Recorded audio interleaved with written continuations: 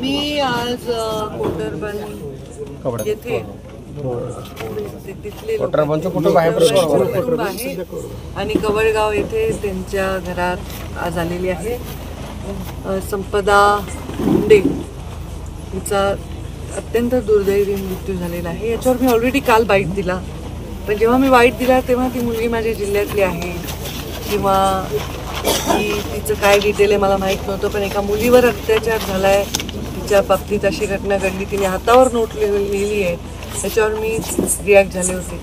आता या संपूर्ण विषयाची मी माहिती घेतली आहे. इथे त्यांचे चुलत भाऊ होते, तेही डॉक्टर आहे, मला त्यांनी डिटेल माहिती दिलेली आहे.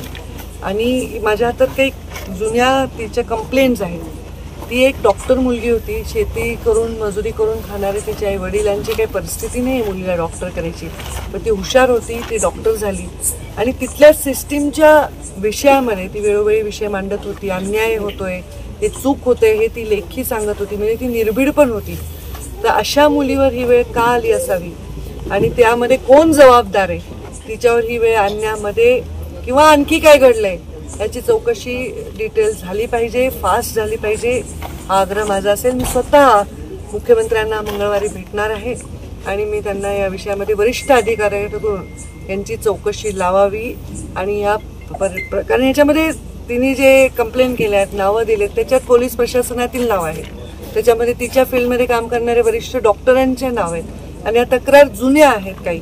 तर या सगळ्याचा विचार करताना एक क्लास 1 डॉक्टर ऑफिसर आत्महत्या करते, हातावर तिच्या नोट सापडते आणि ती दुसऱ्या अधिकाऱ्यांच्या, प्रशासकीय अधिकाऱ्यांचं नाव घेत आहे, हा गंभीर विषय आहे.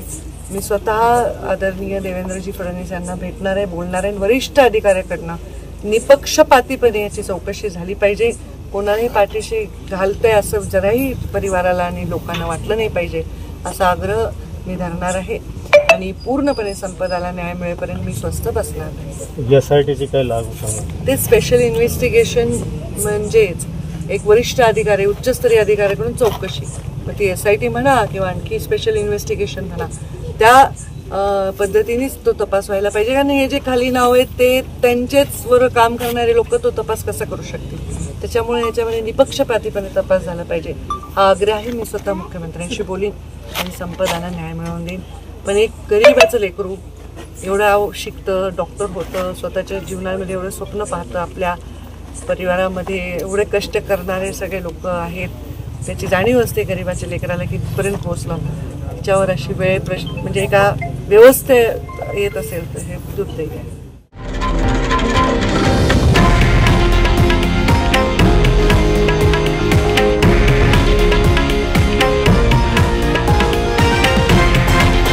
हे आहे देशातील नंबर 1 न्यूज नेटवर्क आणि आपण पाहत आहात TV9 मराठी, एकमेव.